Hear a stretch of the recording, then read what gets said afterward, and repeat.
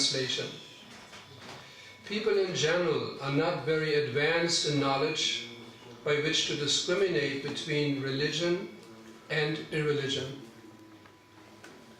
The innocent, unenlightened citizen is like an ignorant animal sleeping in peace with his head on the lap of his master, faithfully believing in the master's protection. If a leader is actually kind-hearted and deserves to be the object of a living entity's faith, how can he punish or kill a foolish person who has fully surrendered in good faith and friendship? Yes. Purport by His Divine Grace, A.C. Bhakti Swami Shri Prabhupada Ki Jai. The Sanskrit word Vishwastagata refers to one who breaks faith or causes a breach of trust. The mass of people should always feel security because of the government's protection. Therefore, how regrettable it is for the government itself to cause a breach of trust and put the citizens in difficulty for political reasons. We actually saw during the partition days in India that although Hindus and Muslims were living together peacefully, manipulation by politicians suddenly aroused feelings of hatred between them. And thus the Hindus and Muslims killed one another over politics. This is a sign of Kali Yuga. In this age, animals are kept nicely sheltered, completely confident that the master will protect them. But unfortunately, as soon as the animals are fed, they are immediately sent for slaughter. Such cruelty is condemned by Vaishnavas like the Vishnudutas. Indeed, the hellish conditions already described await the sinful man responsible for such suffering. One who betrays the confidence of a living entity who takes shelter of him in good faith, whether that living entity be a human being or an animal, is extremely sinful. Because such betrayals now go unpunished by the government, all of human society is terribly contaminated. The people of this age are therefore described as Manda Sumanda Matayo, Manda Bhakya Upaduda. As a consequence of such sinfulness, men are condemned, Mandaha. Their intelligence is unclear. Sumanda Mataya, they are unfortunate, Manda Bhagyaha, and therefore they are always disturbed by many problems, Upadrutaha. This is their situation in this life, and after death they are punished in hellish conditions. Nama Om Vishnupadaya Krishna Preshtaya Bhutale Shri Mate Bhakti Vedanta Swami Niti Namne Namaste Saraswati Devi Gauravani Prachayani Nirvishesha Shunyavadi Paschatyadi Jai Shri Krishna Chaitanya Prabhu Nityananda Shri Advaita Gadadhara Shivasadi Gauravaktananda Hare Krishna Krishna Krishna Hare Hare Hare Rama, Rama Rama, Hare Hare. So one more time the verse. People in general are not very advanced in knowledge by which to discriminate between religion and irreligion. The innocent, unenlightened citizen is like an ignorant animal sleeping in peace with his head on the lap of its master, faithfully believing in the master's protection. If a leader is actually kind-hearted and deserves to be the object of a living entity's faith, how can he punish or kill a foolish person who has fully surrendered in good faith and friendship.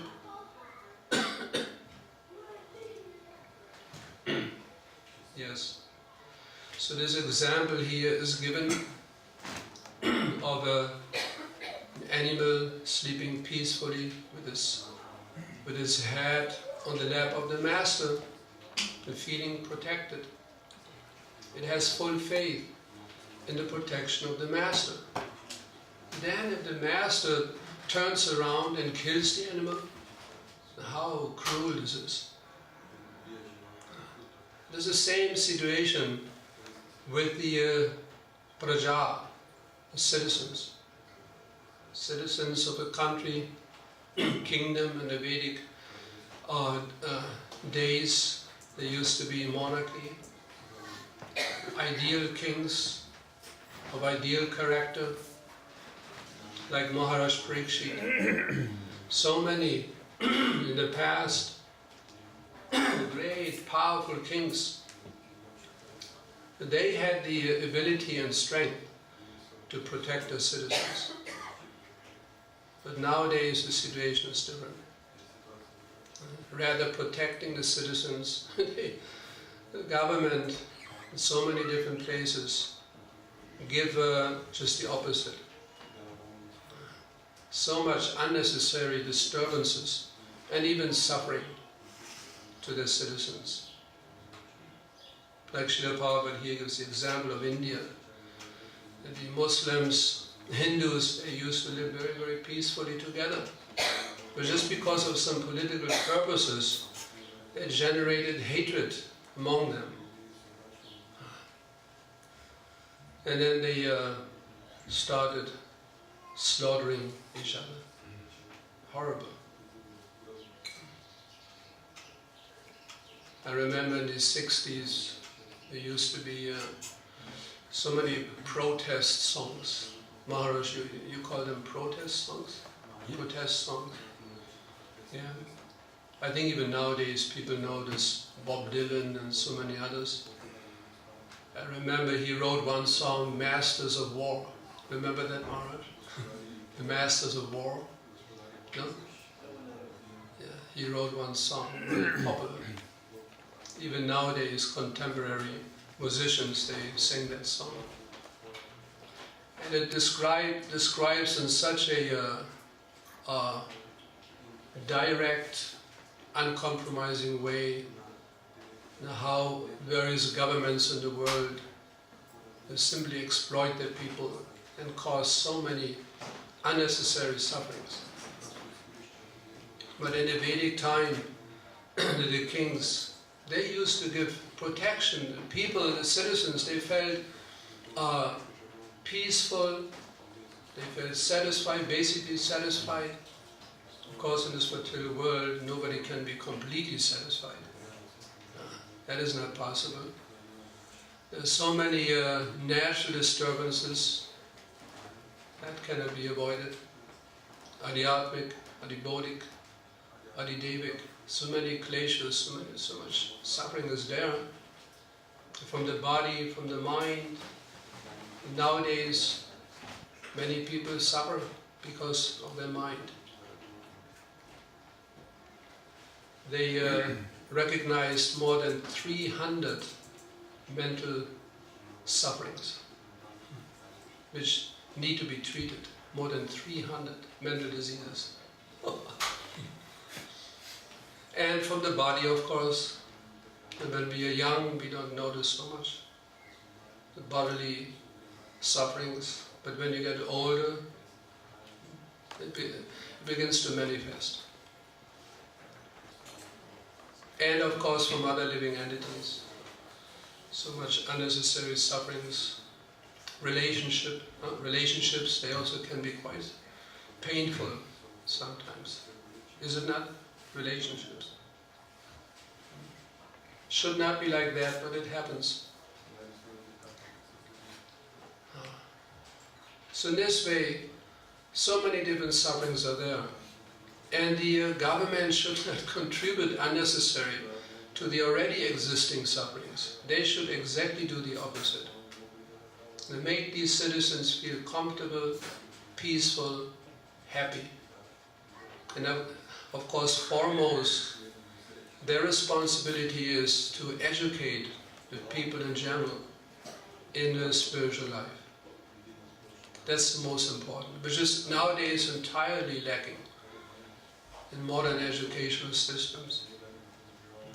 This is what Srila Prabhupada pointed out first when he came to the West, America.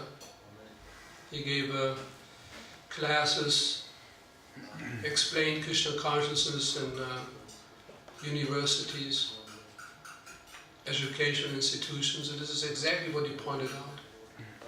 You have so many different departments of knowledge, but where is the department of knowledge, the teaching, the science of the soul? Entirely lacking. But that is most important. The body is secondary. Most important is the soul. Everybody knows. The body is temporary, one day gone, finished, bust. But the soul will remain. So what is more important? Something which is a sat or asat, temporary or lasting. Of course, that which is lasting forever, that is more important. But that attention in society is not given. And Srila Prabhupada so strongly pointed out that particular lack, the greatest lack in society. Otherwise, so many things are going on, and that we know. And nowadays you can Google practically about anything. But if you Google about this soul, there's so much confusion, so much speculation. But Bhagavad Gita, Krishna clearly explains what is the soul. What is the relationship between the soul and the Supreme Soul, Lord Krishna. Everything is explained in Srila Prabhupada's teachings. I was just thinking this morning when I saw the devotees dancing, chanting and dancing. It reminded me of the early days with the Srila Prabhupada. Once in Germany he visited the temple in Frankfurt. We used to have a castle there, Schloss Reddersburg, big castle. And Srila Prabhupada visited. And the young German brahmacharis, they were dancing like this morning.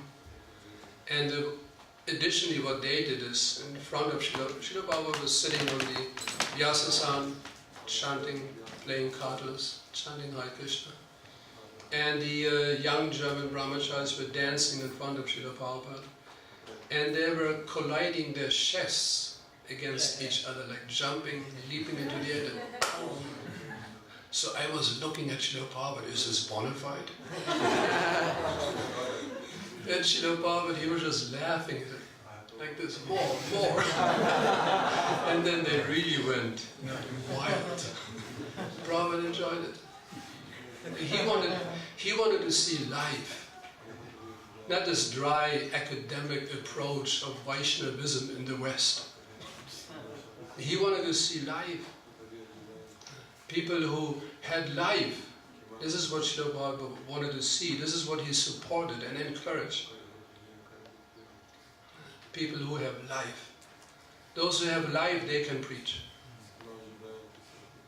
Anybody can preach, but preaching means to change the heart of people. That they also begin to take interest in Krishna consciousness. That is preaching. To change the heart, change the habits of people. To draw their attention to the Supreme Personality of Godhead, Krishna, who is every living entity's most dearmost friend. That is preaching. So it just reminded me this morning that there's some life there.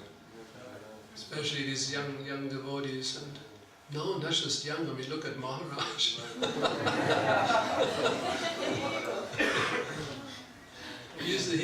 dancing more than the young devotees. It's a challenge. Externally, maybe a little older, but internally, the point, when we join Krishna consciousness, we stop aging. Is it not? When you're 40, 50, 60, you still feel like 19, 20, that age when you joined. The aging stopped immediately. That's the solution for this death problem. Conquer death. When the great sages in the past, when they used to visit the kings also, they were highly educated. The first question they always asked the visiting sage, did you conquer the repetition of birth and death? They wanted to know. It took interest. And of course he replied, yes. And then they began to instruct. That was the interest. Not did you take, where did you come from? Which airline did you take? Those questions. Did you conquer birth and death? That was the question. So we are so grateful, so thankful to Srila Prabhupada that he came into the Western countries and he educated people in the spiritual science of Krishna consciousness. This is also what Srila Prabhupada always emphasized. It is a science. It is not just a question of faith or belief. It is a science. Science of the soul, science of the Supreme Soul, Krishna, and their relationship. It is a science, Krishna consciousness. So related to, see the whole verse is, the sequence of these verses are all related to the story of Ajamila. Now what an example. He began practicing spiritual life when he was young. He was trained as a Brahmana. Then he deviated, committed so many sinful activities. But then Krishna is so merciful that he somehow arranged to save him. And that shows the importance of practicing spiritual life. It is never lost. Even just a little bit of advancement, it will save one from the greatest danger, greatest fear. So Lord Krishna arranged like that. There's that story of the hairy sage. And he had so many hairs on his body that he always felt some itching sensation. He could hardly tolerate it. Always itching. Then he consulted another sage, what shall I do? And he instructed him, you have to go to the most fallen person and beg the remnants of his food and eat it. That will be the solution. So at that time, who was the most fallen? This Ajamila. So he went to his home, but Ajamila was not there. Only his wife, and she had a small son, Ajamila's son. And he asked, is your husband, Ajamila, is he home? No, sorry, he's not home. And then he was asking her anyway to bring her some remnants of his foodstuff. And she was thinking, are you serious? And she knows his condition. Yes, this is I'm telling you, please bring. So she brought, and he took some remnants of his foodstuff. All the itching went away, he was so happy. He thought, let me return and give something, bless her in some way. So he returned And then he noticed a child on her lap. What is his name? Then she gave some ordinary name, not a spiritual name. He thought, no, this is not a good name. You name him Narayana. Oh, okay. Sage gave his name, I have to accept. And then from that day on, name of Ajami's son changed to Narayana. And then he was chanting all the time, Lord Narayana, Narayana Yeti, means Narayana, come here. Narayana Yeti, always Narayana, Narayana, come here, do this, eat this. Narayana, Narayana, Narayana, Narayana, always chanting. And Krishna, he is so merciful that even if unconsciously, meaning something else, someone is chanting his holy name, he is so merciful.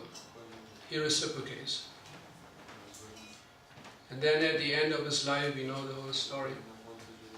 He was calling out when the Yamadutas came. And nowadays people don't believe in such stories, but they exist, these Yamadutas. So many people, they told stories like this. They had this near-death experience, and they described these horrible creatures approach me. They do exist, and they're waiting for everyone, just patiently waiting. And then when death is approaching, then they come. And they drag them to the court of Yamaraj. And then Yamaraj is asking, what did he do? What did this person do? And Chitragupta, secretary, is going down the list, listing all the sinful activities. And often Yamaraj is so angry that he cannot even wait till the end of the list, just take them out of here. And then they have to go down. So much suffering waiting. So they're there. They approached Ajamila. And then we know the story. The Yamadutas, they had an argument with the Vishnudutas, arguing back and forth. No, he committed, so he has to be punished. No, he was chanting the holy name of Narayan, which freed him from all sinful reactions. You cannot touch him. Arguing back and forth, back and forth. Then of course Yamaraj instructed, now the Vishnudutas, they are the supreme authority. You cannot argue with them. They know what is Dharma, what is Adharma better than anyone.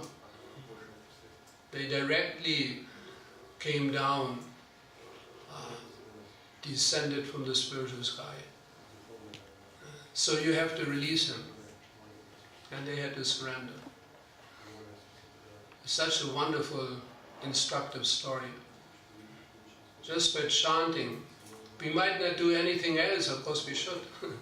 We should render so much service to Krishna in so many different ways, but if it comes down to the essential point, even if we don't do anything, just chanting the holy name of the Lord, that is sufficient. That activity in itself, it is sufficient. Sarvabhauma Bhattacharya, when he asked Chaitanya Mahaprabhu, among the, I mentioned yesterday also shortly, among the Navavida Bhakti, these 9 activities of devotional service, which one is the most important? And immediately Mahaprabhu replied, Harinam, Harinam, Harinam eva kevalam, Kalur nasteva, nasteva, nastyeva, padyamnitaha. That is the most important. So let us take this to our heart and always absorb ourselves in chanting the holy name of the Lord, chanting Hare Krishna. One time, Lord Shiva instructed Parvati. Very interesting. He explained the potency of Rama in the Mahamantra. The Rama, of course, we know, is directly the Supreme Personality of Godhead. Krishna, we know, they're all attractive. And Rama, he began to explain the potency of Rama, that sound. And he explained Ra, it is like a gate opening. Ra, the gate is opening. So that all these sinful reactions of the living entity can leave. Leave the body, leave the mind, leave everything, leaving, go away. It's like a gate, Ra. And the Ma, that's another gate, closing. So that all these sinful reactions cannot return. Just closing. Ra Ma. He explained like that. And of course there's so many wonderful verses glorifying the holy name of the Lord. In the Srimad Bhagavatam we have so many different verses. Srila Prabhupada quoted a number of verses, hundreds of verses in his purpose, glorifying the holy name. Our previous Vaishnava Acharyas, they gave so many explanations, glorifying the holy name, illustrating the potency of the holy name. What else is there to do? We just have to do it, chant Hare Krishna, Hare Krishna, Hare Krishna, Krishna Krishna, Hare Hare, Hare Rama, Rama Rama, Hare Hare. Kamat Bhayat Lobat. If one just chants the 4 syllables, Narayana, with, it is explained, with the Shuddha, of course, with purely, one becomes freed from all sinful reactions. So what to speak of chanting the entire Maha Mantra purely, we cannot even imagine. So I would like to stop here. Time is over. Do we have time for one question, a couple of questions? Yes.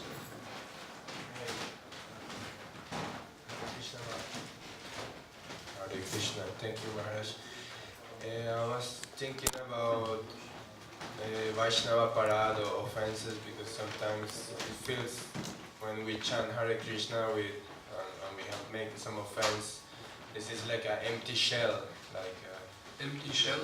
Yeah, like it's not, the mantra is basically, it's kind of not working because we have committed offense, like Krishna lives out of the mantra. So I was thinking, why in this case that he was chanting his son's name, he still, I mean, he was working, but sometimes when we commit offenses, I mean, I feel that sometimes chanting Hare Krishna, it's like nothing happened. So what is the question? The question is, why Ajamil, when he called his son, he was working and he was so offensive, and like Krishna took this as a, called him for him, but he was very offensive it is explained that he did not chant Narayan with offenses, committing offenses against the holy name. He did not chant Narayan in order to counteract his sinful activities. He didn't do that. He didn't have that knowledge. He was innocent. So that's the difference. If you're innocent, you don't have that knowledge. But somehow you chant the holy name, then you don't commit nam aparat. You will get the benefit. But when we commit nam aparat, then that's the problem. And then the question always is, what to do. You just have to stop committing offenses against the holy name. That's all we have to do. Simple solution. Just have to stop these offenses. And continue chanting. The example is given of Vaishnava Aparat. If it happens we offend a Vaishnava, what's the solution, what to do? We have to go to that Vaishnava and beg for forgiveness. And then we will be free from that offense. We cannot just walk away and think somehow the reactions to Vaishnava Aparat will begin to fade away. No. Similarly, we cannot just walk away from the holy name, meaning not chanting or less chanting, and then somehow we hope that my offenses will go away. No. We have to go approach the holy name, beg for forgiveness. My dear Lord Krishna, the holy name of Lord Krishna, kindly forgive all my offenses, and then continue chanting. Continue chanting. That's the only solution. We have to go on, we have to continue. Just giving up chanting will not help. We have to continue. Beg for forgiveness and continue chanting. And then of course we should become more conscious about, what are these offenses, avoid them consciously, and continue, go on. That's the only solution, continue chanting and avoiding these offenses. And Vaishnavas, of course, they should not accept offenses. So both, they should not accept offenses, and we beg for forgiveness and go on chanting happily, peacefully. Any other thoughts?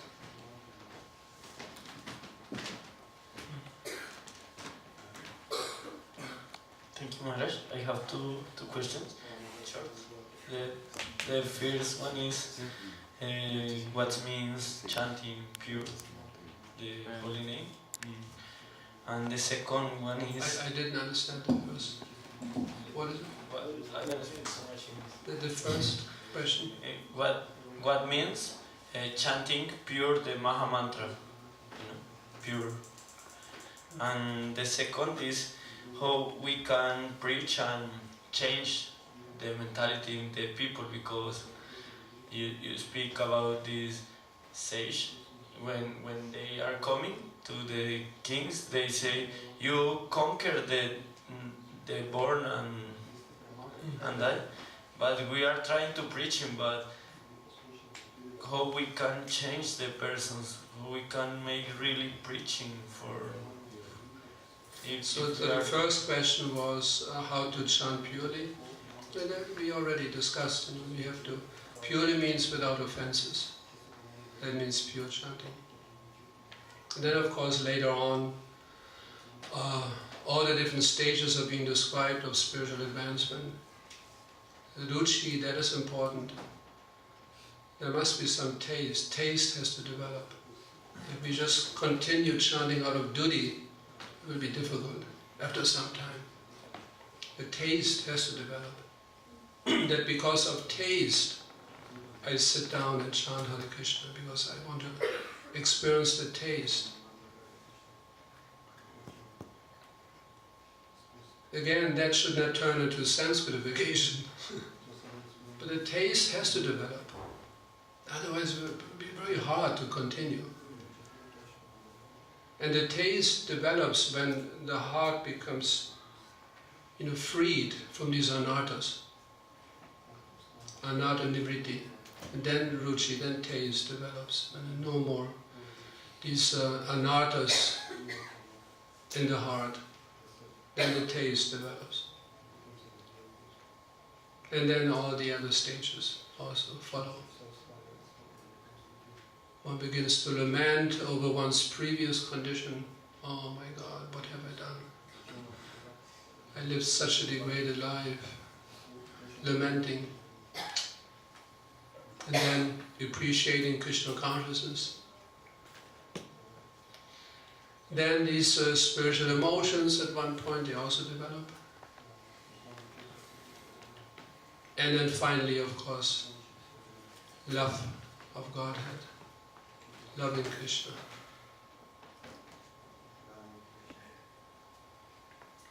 So purely chanting. And the second, what was the second? Second question.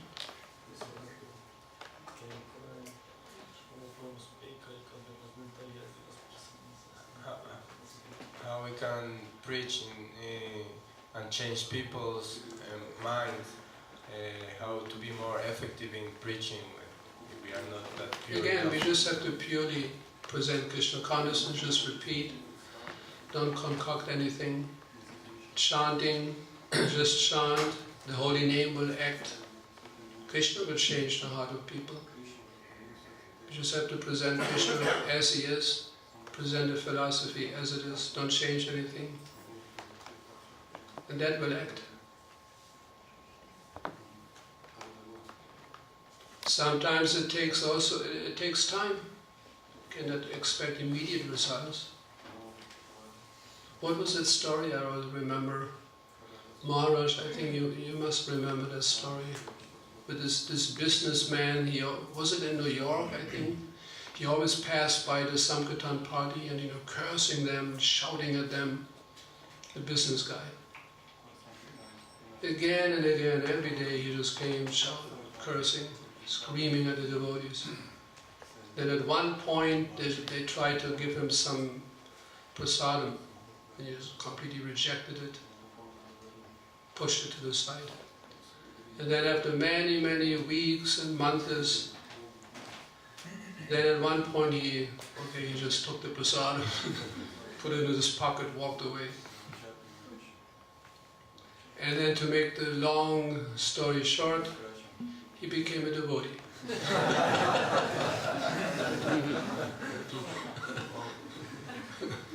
It took some time. And maybe not in this life even. Who knows? Just they hear the holy name. We don't know what is happening. How Krishna enters into the life of these conditioned souls. We don't know. Our only duty is to give Krishna, give Krishna consciousness. That's all we have to do. The rest is up to Krishna and that conditioned soul. Such a nice process, we just have to give it. And make sure we don't stand in between. Just give it. Give Krishna, give the holy name, give the philosophy. And then we have full faith in Krishna. He can do whatever he wants. So I don't want to take too much of your time. Srimad Bhagavatam ki jai, Srila Prabhupada ki jai.